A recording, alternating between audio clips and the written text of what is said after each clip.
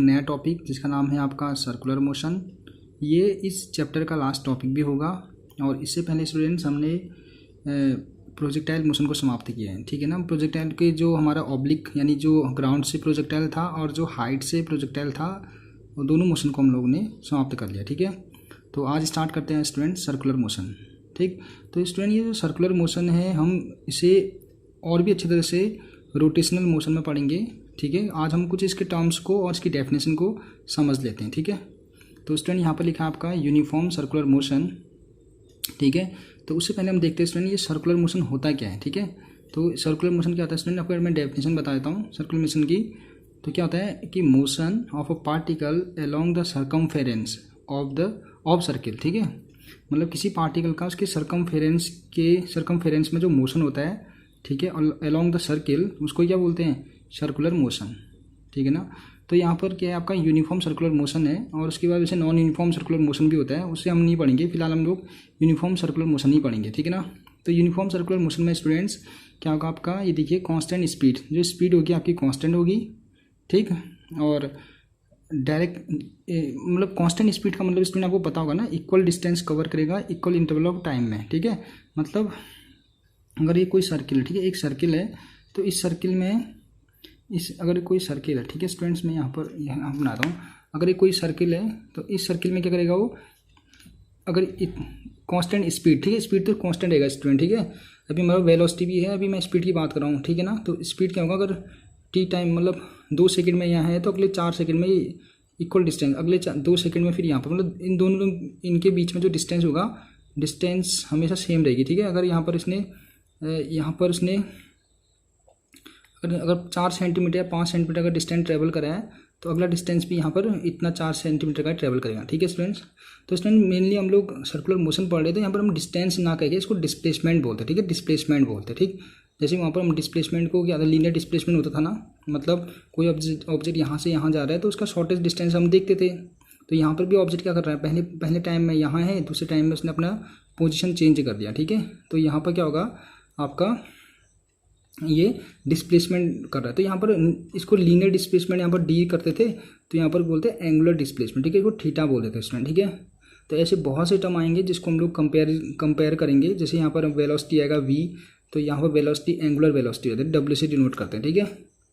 तो स्टूडेंट ये धीरे धीरे हम लोग सीखेंगे और आपको बताते हैं कि यहाँ पर हो क्या रहा था कि कांस्टेंट स्पीड, ठीक है, स्पीड क्या थी, कांस्टेंट थी। और कांस्टेंट स्पीड का मतलब क्या होगा, इक्वल डिस्टेंस कवर करेगा इक्वल इंटरवल ऑफ टाइम में, ठीक है। तो इसको क्या बोलेंगे, then this motion is said to be a uniform circular motion, ठीक है। तो यूनिफॉर्म सर्कुलर मोशन की डेफिनेशन आपको समझ में आ गई होगी, ठीक है ना। जबकि वेलोसिटी आपकी स्टूडेंट यहाँ पर कांस्टेंट नहीं रहेगी, ठीक है। वेलोसिटी क्या होता है स्टूडेंट, देखिए अगर मैं किसी ऑब्जेक्ट को, ठीक है, किसी ऑब्जेक्ट को अगर ऐसे में जब घुमा रहा हूँ ना, ऐसे ऐसे ऐसे अगर घूम रहा हो तो क्या होगा, उसके हर पोजीशन पर अगर फिर यहाँ जाएगा तो हर पोजीशन क्या होगी, वेलोसिटी की डायरेक्शन चेंज होगी, ठीक है ना। ये देखिए यहाँ को आएगा फिर ये डायरेक्शन चेंज होगी, ठीक है ना। यानी वेलोसिटी कांस्टेंट कभी भी नहीं हो सकती इसमें, ऐसे मोशन में वेलोसिटी कांस्टेंट नहीं हो सकती, ठीक है। तो इस अगर जो वेलोसिटी कांस्टेंट नहीं है तो मैं क्या कहूँगा, यहाँ पर वेलोसिटी क्या है तुम्हारे पास, वेरिएबल है, ठीक है। वेलोसिटी चेंज कैसे हो रही है, वेलोसिटी डायरेक्शन की वजह से चेंज हो रही है, ठीक है ना। क्योंकि वेलोसिटी क्या है, अपने अपने वेक्टर क्वांटिटी है और वेक्टर क्वांटिटी डिपेंड करती है, वेक्टर क्या होता है उसमें, एक में मैग्नीट्यूड और डायरेक्शन दोनों होनी चाहिए, ठीक है। तो इसमें वेलोसिटी में मैग्नीट्यूड तो होता ही है, उसके अलावा डायरेक्शन में भी डिपेंड करता है, ठीक है ना। तो डायरेक्शन जहाँ चेंज होगी तो ऑब्वियसली क्या होगा, वो कांस्टेंट नहीं रहेगा, ठीक है। तो वेलोसिटी हमेशा चेंज होती है, जबकि स्पीड क्या होता है, कांस्टेंट रहता है यूनिफॉर्म मोशन में, ठीक है स्टूडेंट्स। तो थोड़ा सा स्टूडेंट मैं आपको थोड़ा एडिशनल चीज़ें आपको समझाने की कोशिश करता हूँ। तो स्टूडेंट ये होता है ना, कोई भी ऑब्जेक्ट क्या करता है, कोई भी ऑब्जेक्ट सपोज में लीनियर मोशन, कोई ऑब्जेक्ट अगर लीनियर मोशन में से चल रहा है ना, लीनियर मोशन में चल रहा है तो हमेशा यहाँ पर एक फोर्स काम करता है इसके परपेंडिकुलर, ठीक है। ये अगर लीनियर चल रहा है तो क्या करेगा, इसको ऐसे करके एक फोर्स हमेशा पर काम करेगा, इसलिए आगे को बढ़ जाता है आराम से, ठीक है। तो सेम इसमें यहाँ पर भी सर्कुलर मोशन में भी ऐसे ही होता है। देखिए सर्कुलर मोशन में कोई ऑब्जेक्ट क्या कर रहा है, अगर ये यहाँ जा रहा है तो मतलब ऐसे ऐसे घूम रहा है, अगर सर्किल में घूम रहा है तो ये क्या रहेगा, इसकी डायरेक्शन हमेशा यहाँ के अंदर की ओर होगी। क्यों ऐसा होगा, क्योंकि देखिए आप अगर इसमें ना, जैसे यहाँ पर ये लीनियर मोशन था, तो लीनियर मोशन में क्या करें आपने, ये आपका रास्ता है सपोज, ठीक है, और इस रास्ते से ऊपर क्यों क्या रहे हैं, नॉर्मल फोर्स लगता है, ठीक है, मतलब हमेशा एक नॉर्मल फोर्स लगता है, ठीक है, वो जो जिसकी डायरेक्शन हमेशा कॉन्टैक्ट सरफेस के ऊपर से कॉन्टैक्ट सरफेस से अंदर की ओर होती है, ठीक है। ये कॉन्टैक्ट सरफेस है तो ऊपर की ओर क्या होगा, नॉर्मल फोर्स लगेगा। तो यहाँ पर अगर कॉन्टैक्ट फोर्स है, सपोज यहाँ पर एक लाइन डाल दो, ये कॉन्टैक्ट फोर्स है तो इसका नॉर्मल कहाँ होगा, अंदर की ओर, ठीक है। फिर अगर ऑब्जेक्ट यहाँ से यहाँ पहुँच रहा है तो यहाँ पर एक नॉर्मल लाइन डाल दो, इसका कॉन्टैक्ट कहाँ होगा, अंदर की ओर, ठीक है। तो यहाँ पर भी एक नॉर्मल, अगर यहाँ पर भी नॉर्मल लाइन डाल दो, इसका कॉन्टैक्ट कहाँ होगा, अंदर की ओर, ठीक है। तो इसलिए क्या होता है कि जो ऑब्जेक्ट है इस पर हमेशा एक अंदर की ओर फोर्स काम करता है, ठीक है। यहाँ पर तो नॉर्मल फोर्स था, लेकिन यहाँ पर क्या होगा, वो नॉर्मल फोर्स एक फोर्स बोलेंगे, उसको बोलेंगे सेंट्रीपिटल फोर्स, ठीक है। मतलब नॉर्मल फोर्स क्या करेगा, उसको घुमाएगा ऐसे करेगा, ठीक है। लेकिन अब इसका अब यहाँ पर तो नॉर्मल फोर्स बोलेंगे, लेकिन इस कंडीशन में आप इसको नॉर्मल फोर्स ना बोल के इसको बोलते हैं सेंट्रीपिटल फोर्स, ठीक है ना। कोई ऑब्जेक्ट किसी सर्कुलर पाथ में मोशन कर पाता है, क्यों कर पाता है, क्योंकि उसमें क्या करता है, सेंट्रीपिटल फोर्स हमेशा सर्कल के सेंटर की ओर लगता है, ठीक है, सेंट्रीपिटल फोर्स। आई बात समझ में। ये अगर आप ही देखना कि कोई सर्कुलर पाथ है, इस पाथ में अगर आप किसी ऑब्जेक्ट को रख दोगे तो ये जब घूमेगा तो ये घूमने के लिए ये अलोंग ये ना सेंटर के अलोंग ही ऐसे ऐसे घूमते रहेगा, ठीक है, चारों ओर ऐसे घूमते रहेगा, ठीक है। क्यों घूमता है, क्योंकि हमेशा क्या होता है, एक सेंट्रीपिटल फोर्स अंदर की ओर लगता है, ठीक है, इसलिए क्या है, घूम रहा है, ठीक है। सेंट्रीपिटल फोर्स प्रोवाइड कराता है इसको घूमने के लिए, ठीक है। घूमने के लिए कौन रिस्पॉन्सिबल है यहाँ पर, सेंट्रीपिटल फोर्स। जैसे आपका जैसे आप किसी भी कोई भी टॉय ले लीजिए, ठीक है। टॉय में भी आपका क्या होगा, टॉय ले ली लेकिन उसको रबड़ नहीं बांधना, ठीक है। मतलब कोई इस टाइप का आपका एक टॉय है, ठीक है, ऐसे आपने इसको छोड़ दिया, इसको आपने इसको पुश करके छोड़े तो ऐसे ऐसे घूमता है, कुछ टाइम तक घूमता है, ठीक है। तो ये घूमने के लिए रिस्पॉन्सिबल क्या होता है, सेंट्रीपिटल फोर्स। आई बात समझ में। चलिए दूसरा एग्जाम्पल और समझाता हूँ। देखिए स्टूडेंट्स, जैसे अगर यहाँ पर यहाँ सन है, ठीक है, हम सोलर सिस्टम को देते हैं, यहाँ पर सन है तो सन के चारों ओर क्या है, जितने प्लेनेट है चारों ओर ऐसे रिवॉल्व कर रहे हैं, ठीक है। तो इनको भी क्या होगा, देखिए रिवॉल्व जब कर रहे हैं ना, ऐसे जब रिवॉल्व कर रहे हैं तो इनको भी क्या होगा, सेंट्रीपिटल फोर्स अंदर की ओर खींचेगा, ठीक है। लेकिन फिर भी ये आगे बढ़ रहे हैं, ठीक है। तो एक सेंट्रीफ्यूगल फोर्स भी यहाँ को खींचेगा बाहर की ओर, ठीक है। तो ये कांस्टेंट रहता है, फिक्स रहता है, कुछ फोर्स अंदर कुछ फोर्स बाहर को, ठीक है। लेकिन क्या होगा, इसको रिस्पॉन्सिबल है ऐसे ऐसे घुमाने के लिए कौन सा फोर्स रिस्पॉन्सिबल है, ग्रेविटेशनल फोर्स, ठीक है। जो सेंट्रीपिटल फोर्स है उसका नाम क्या हो जाएगा यहाँ पर, ग्रेविटेशनल फोर्स। और उसी ग्रेविटेशनल फोर्स की वजह से ऐसे ऐसे करके ये लोग ऐसे घूम रहे हैं, ठीक है, आपस में ऐसे घूम रहे हैं।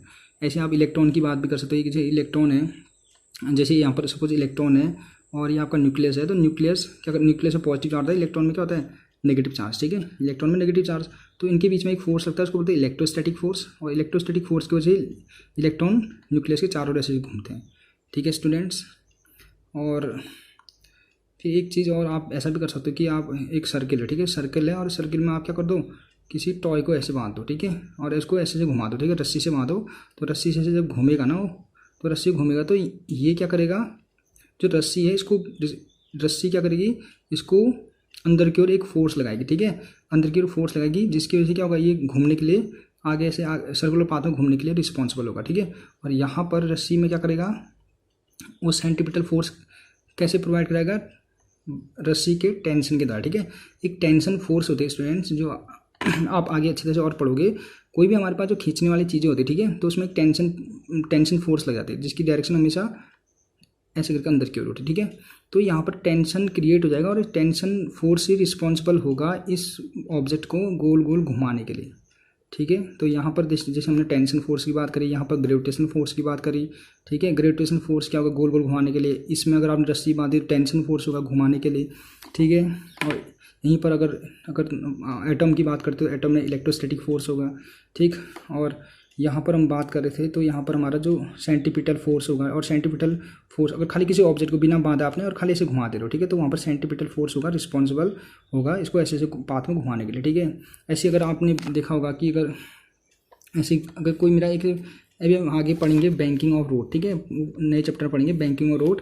अगर कोई गाड़ी है, ठीक है, ऐसे गाड़ी जब जाती है ऐसे ऐसे घूमती है, मतलब बहुत स्पीड में, और ऐसे ऐसे वो टर्न लेती है, ठीक है, मतलब ऐसे करके अगर टर्न ले रही होगी तो क्या होता है कि उसको एक अंदर की ओर फोर्स खींचता है, ठीक है, जो क्या करेगा, वो रिस्पॉन्सिबल होगा इसको गोल ऐसे करके घुमाने में, कर्व पाथ में।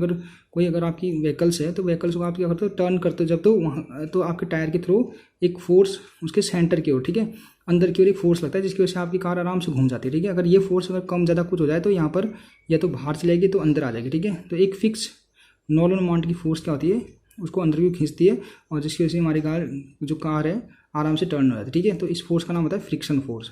तो ऐसा जितना भी बैंकिंग ऑफ रोड होता है, तो हम आगे चैप्टर फ्रिक्शन पढ़ेंगे, तो फ्रिक्शन में देखना कि फ्रिक्शन की वजह से ही क्या होगा, ये कार क्या होगा आराम से बैंक जो किनारा इस टाइप का ये कर्व पाथ है उसमें आराम से कार घूम जाती है।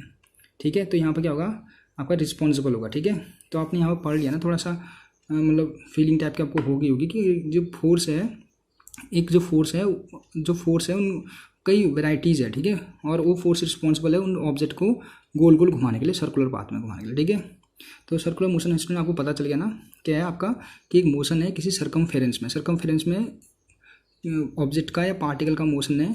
ठीक है, अबाउट इट्स सर्किल, या सेंटर के अलोंग कोई पार्टिकल जब घूम रहा है तो उसको क्या बोलेंगे, सर्कुलर मोशन बोलेंगे। ठीक है ना स्टूडेंट, तो यूनिफॉर्म सर्कुलर मोशन में आपको पता है ना, कांस्टेंट स्पीड होएगा, आपको पता चल गया। ठीक, आगे हम स्टूडेंट कुछ टर्म्स को देखेंगे यहाँ पर। देखिए टर्म है जैसे एंगुलर डिस्प्लेसमेंट। ठीक है, देखिए स्टूडेंट जैसे एंगुलर डिस्प्लेसमेंट है यहाँ, तो हमने वहाँ पर पढ़ा था लीनियर डिस्प्लेसमेंट। ठीक है, लीनियर डिस्प्लेसमेंट पढ़ा था ना, डी बोलते थे, मतलब लीनियर नहीं भी बोलते थे। आप लोग पता होगा ना कि कोई ऑब्जेक्ट इस टाइप का, कोई ऑब्जेक्ट एक स्ट्रेट पाथ में चल रहा है। ठीक है, स्ट्रेट पाथ में चल रहा है तो क्या होता था यहाँ पर हम लीनियर डिस्प्लेसमेंट बोलते थे, मतलब ऑब्जेक्ट यहाँ से कहीं भी इधर जा रहा है तो हम 2 पॉइंट को मिलाते थे, तो यहाँ भी डिस्प्लेसमेंट होता था। तो यहाँ पर भी स्टूडेंट क्या होगा, डिस्प्लेसमेंट होगा। ठीक है, लेकिन उस डिस्प्लेसमेंट का होगा एंगुलर डिस्प्लेसमेंट बोलेंगे। ठीक है, एंगुलर डिस्प्लेसमेंट मतलब एंगल में चेंज होगा। ठीक है ना, और उसकी वजह से हम लोग डिस्प्लेसमेंट को मेजरमेंट करेंगे। तो देखिए क्या कहता है, the angular displacement of a particle moving along a circular path is defined as the angle swept out by its radius vector in the given time interval. ठीक है, गिवन टाइम इंटरवल में कितना एंगल स्वेप कर रखा है, वही क्या आपका एंगुलर डिस्प्लेसमेंट। ठीक है, तो टाइम पीरियड में सपोज फर्स्ट टाइम में क्या था, ऑब्जेक्ट की पोजीशन यहाँ पर P0 थी। ठीक है, उसने क्या किया, कुछ टाइम बढ़ाया और ऑब्जेक्ट उसने क्या किया, पहले यहाँ पर आया, उसके बाद यहाँ आ गया। ठीक है, पहले यहाँ 0 टाइम इंटरवल था, उसके बाद उसने फर्स्ट पोजीशन यहाँ और दूसरी पोजीशन यहाँ चेंज करे। ठीक है ना, तो ये सपोज θ1 था एंगल पहले, फिर θ2, फिर θ3। ठीक है, तो इन दोनों के बीच की डिस्टेंस को क्या बोलते हैं, ये तो डिस्टेंस आ गया। ठीक है ना, डिस्टेंस आ गया, और ये क्या आ गया आपका एंगल आ गया, और ये रेडियस है। ठीक है, और यहाँ पर इसको रेडियस ना बोल के रेडियस वेक्टर बोले स्टूडेंट। यहाँ कहाँ बोला था इसने, देखो रेडियस वेक्टर, क्योंकि रेडियस अब देखो अभी तक हमने पढ़ा था ना लीनियर की जब बात करते तो वहाँ पर हम ओनली रेडियस बोलते हैं। अब देखो रेडियस वेक्टर बोल रहे हैं। रेडियस वेक्टर क्यों बोल रहे हैं, क्योंकि देखिए स्टूडेंट ये क्या जो रेडियस वेक्टर है इसका मैग्नीट्यूड तो होगा कुछ ना कुछ। ठीक है, लेंथ है तो ऑब्वियसली मैग्नीट्यूड होगा कुछ ना कुछ, और ये क्या बता रहा है, हर टाइम इंटरवल पर डायरेक्शन बता रहा है। देखो ना, ये पोजीशन की डायरेक्शन बता रहा है, पहले ये आर, ये भी ऑब्वियसली आर होगा। ठीक है, यहाँ पर क्या बताएगा ये कि टाइम T1 पर उसकी पोजीशन यहाँ पर होगी, टाइम T2 पर इसकी पोजीशन यहाँ, टाइम T3 पर पोजीशन यहाँ। तो क्या बता रहा है, ये ऑब्जेक्ट की हर टाइम ऑब्जेक्ट की पोजीशन को बता रहा है। ठीक है, इसलिए हम इसको क्या बोलते हैं, रेडियस वेक्टर। ठीक है, अब हम रेडियस को रेडियस वेक्टर की तरह ट्रीट करेंगे। ठीक है ना, इसको वेक्टर बोल देंगे। पहले हम रेडियस को क्या बोलते थे, ओनली स्केलर बोलते थे। ठीक है, तो एंगुलर डिस्प्लेसमेंट ये हो गया, और इसका जो फॉर्मूला होता है तुम्हारा एंगुलर डिस्प्लेसमेंट का, थीटा इज इक्वल टू, देखो डिस्प्लेसमेंट इक्वल टू कहता है डिस्टेंस अपॉन टाइम। तो डिस्टेंस कितना ट्रेवल कर रहे हैं, इतना। ठीक है, सॉरी स्टूडेंट, जो एंगल फॉर्मूला आपको पता है ना, angle equal to arc upon radius होता है ना।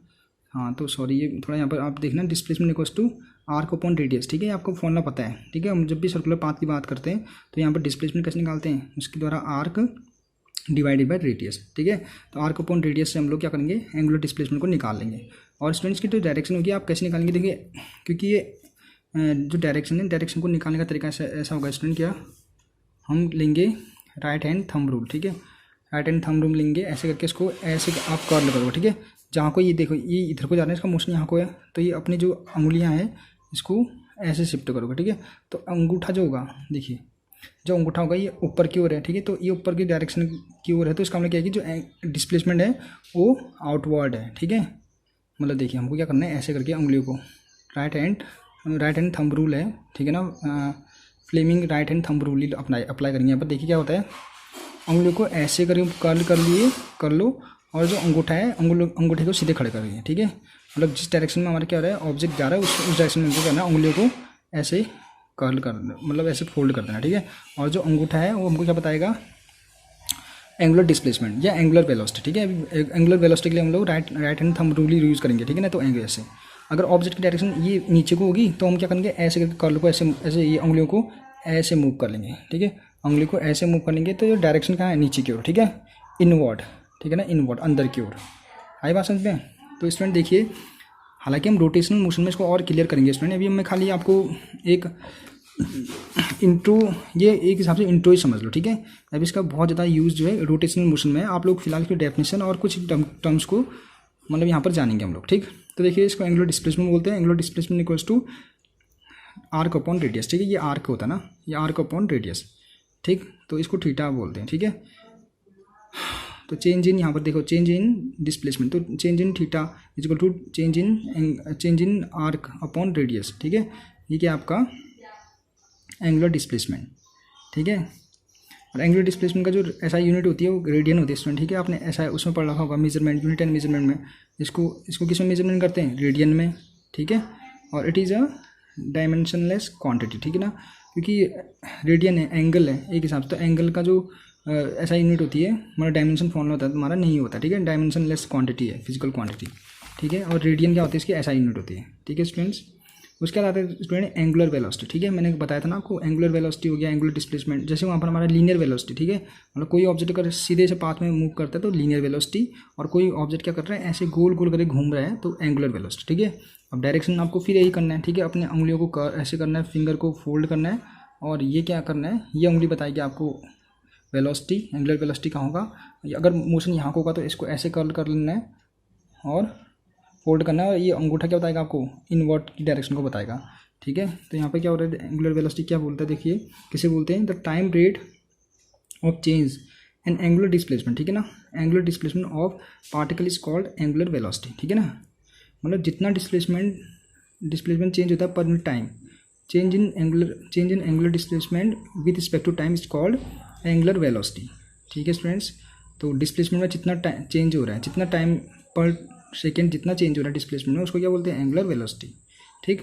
एंगुलर वेलोसिटी को रिप्रेजेंट करते हैं ओमेगा से, ओमेगा, ठीक है, ओमेगा, ठीक। इसको डब्ल्यू की तरह होता है ओमेगा, ऐसे ओमेगा बोल देते हैं, इसका नाम ओमेगा होता है। It is measurement in radian पर सेकेंड, ठीक है ना। डब्ल्यू इक्वल्स टू क्या, देखिए रेडियन, इसको रेडियन बोलते हैं, इसको सेकंड तो radian per second. Omega equals to delta theta upon delta t, ठीक है। इसमें ये पता चल गया आपको, ठीक। और ऐसा यूनिट आपको देखिए, अगर टाइम है तो टाइम का तो होगा ही, तो T-1 होगा, ठीक है। तो इसकी यूनिट होगी T-1, ओके। अगला स्टूडेंट टाइम पीरियड है आपका, ठीक है। ये आपका इंस्टेंटेनियस होता है, ठीक है। इंस्टेंटेनियस वेलोसिटी देती है ना वहाँ पर, इंस्टेंटेनियस एंगुलर वेलोसिटी यहाँ पर, ठीक है। इंस्टेंटेनियस एंगुलर वेलोसिटी ऐसे तो निकालते हैं D theta upon D T, मतलब छोटे समय के लिए ऐसे लिखेंगे। ये एवरेज टाइम को बताएगा इस हिसाब से, ठीक है ना। ये एवरेज टाइम के लिए बताएगा, और ये छोटे टाइम पीरियड के लिए अगर निकालना है तो D theta upon D T करेंगे, इंटीग्रेशन कर देंगे। अब देखिए टाइम पीरियड क्या होता है। अब टाइम पीरियड स्टूडेंट्स देखो, एक सर्कल पाथ करने में टोटल लगा समय, ठीक है। एक सर्कल कंप्लीट करने में ना, ठीक है, एक मतलब एक सर्कल कंप्लीट करने में, एक सर्कल यहाँ पर कंप्लीट, यहाँ से स्टार्ट कर रहा है तो यहाँ पर एक सर्कल होगा, तो इस सर्किल को कंप्लीट करने में एक मतलब देखिए एक सर्किल कंप्लीट करने में लगा समय क्या कहते हैं? टाइम पीरियड कहते हैं, ठीक है। Time taken by the particle to complete the one revolution, ठीक है। एक रिवॉल्यूशन कंप्लीट करने में जो टाइम लगेगा उसको क्या बोलेंगे? टाइम पीरियड बोलेंगे। Its circular path is called its time period of revolution, time period of revolution बोलेंगे। It is noted by capital T and measure किस में गया था? सेकेंड में गया था, ठीक है। स्टूडेंट देखिए जो स्मॉल टी है यहाँ, अगर स्मॉल टी है तो उसमें क्या होगा? जो स्मॉल टी है वो क्या होगा? 0 से स्टार्ट होगा और कैपिटल T तक पहुंचेगा, ठीक है। तो ये क्या होगा? छोटे छोटे टी से मिलके बना होगा, ये भी छोटा होगा, मतलब छोटे छोटे समय जितने भी टाइम होंगे वो आपस में मिल के एक बड़ा टाइम बनेगा, ठीक है। तो इसी टाइम को क्या बोलते हैं? टाइम पीरियड बोलते हैं, ठीक है। तो कभी कभी पूछ लेता है कैपिटल T और स्मॉल टी में अंदर क्या है, तो स्मॉल टी आपका इंस्टेंटेनियस टाइम को बताता है, जबकि कैपिटल T क्या बताता है? स्मॉल टी इंस्टेंटेनियस टाइम को बताता है, जबकि कैपिटल T क्या बताता है? एक कंप्लीट टाइम पीरियड को बताता है, ठीक है स्टूडेंट्स। इसी तरह से फ्रीक्वेंसी स्टूडेंट, ठीक है, क्या होता है? देखिए the frequency on an object is in circular motion is defined as the number of revolution complete per unit second, per unit time, ठीक है। तो पर यूनिट टाइम मतलब पर यूनिट टाइम में कितने, एक छोटे सेकंड में कितने ऑसिलेशन कर रहा है या कितने रिवॉल्यूशन कंप्लीट कर रहा है, उसको क्या बोलते हैं? फ्रीक्वेंसी बोलते हैं, ठीक है। It is denoted by new, ऐसा एक टर्म होता है इसमें, ठीक है, सिंबल होता है न्यू से रिप्रेजेंट करते हैं इसको फ्रीक्वेंसी, या इसको एन भी बोल देते जनरली, इसको एफ भी बोल देते, ठीक है। अब हम न्यू को ज़्यादा यूज़ करेंगे, ठीक। तो जिसमें अगर रिलेशन देखेंगे तो T = 1/V आ जाता है, ठीक है, न्यू आता है। ठीक है। तो न्यू इक्वल्स टू 1/TB, ये भी रिलेशन आता है। ठीक है स्टूडेंट्स, तो थोड़ा सा और आगे देखते हैं स्टूडेंट। देखिए अब एक इनके बीच में रिलेशन पूछ लेता है कभी कभी, एंगुलर वेलोसिटी और ये फ्रीक्वेंसी और टाइम पीरियड में क्या रिलेशन है। ठीक है, तो देखिए यहीं पर निकालना मैं omega equals to theta upon t. ठीक है, और स्टूडेंट देखिए जो थीटा होता है वो क्या होता है आपका 2π रेडियन के बराबर होता है। ठीक है, देखो angular displacement equals to theta बोलते हैं। ठीक है, थीटा इक्वल्स टू क्या था 2π, यानी 360 ना, टोटल एंगल कितना कवर कर रहा है। ठीक है, तो उसको 2π के इक्वल होता है। यहाँ पर लिखा भी है it transverse an angle of 2π radian in time T. तो कैपिटल टी में कितना एंगल कवर करेगा, ऑब्वियसली 2π के बराबर करेगा ना, कंप्लीट एंगल थीटा होता है। ठीक है, आपको समझ में आया ना, कैपिटल टी का मतलब 2π तो होगा। मैंने कहा था ना छोटे छोटे टाइम पीरियड मिला के बड़ा टाइम पीरियड है। बड़े टी का मतलब क्या होता है कंप्लीट रिवॉल्यूशन, और कंप्लीट रिवॉल्यूशन कब पूरा करेगा 2π रेडियन में। तो थीटा का मतलब उसमें एंगल भी थीटा हो जाएगा, थीटा हो जाएगा। थीटा का मतलब 2π और स्मॉल टी क्या बन जाएगा, बड़ा टी बन जाएगा। ठीक है, ये कंप्लीट टाइम पीरियड है। तो ओमेगा इक्वल्स टू 2π/T, तो 1/T की वैल्यू होती है तुम्हारा ये न्यू। ठीक है, तो 2π न्यू, तो एक रिलेशन पता चल गया इसमें। ठीक है, यानी ओमेगा इक्वल्स टू 2π न्यू भी होता है, ये भी आपको रिलेशन याद रखना है। ठीक है, तो ठीक है स्टूडेंट्स, ये वाला रिलेशन हम नेक्स्ट वीडियो में करेंगे, relation between linear velocity and angular velocity. ठीक है, ये आगे बनाएंगे। ठीक, क्योंकि वीडियो अपलोड नहीं हो पाएगी बातों में। ठीक है, थैंक यू स्टूडेंट्स, इतना प्रैक्टिस करिए। छोटे छोटे टर्म्स थे, काफ़ी इंपॉर्टेंट टर्म्स है इस चैप्टर को समझने के लिए। ठीक, और मैं फिर और बता रहा हूँ स्टूडेंट्स, ये रोटेशनल मोशन में हम लोग डिटेल में और पढ़ेंगे। ठीक है, फिलहाल ये एक इंट्रोडक्शन ही है इस चैप्टर के लिए। ठीक है ना, यहाँ ज़्यादा यूज़ नहीं करेंगे हम इसको ज़्यादा यूज़ करेंगे हम लोग रोटेशनल मोशन में। ठीक, थैंक यू।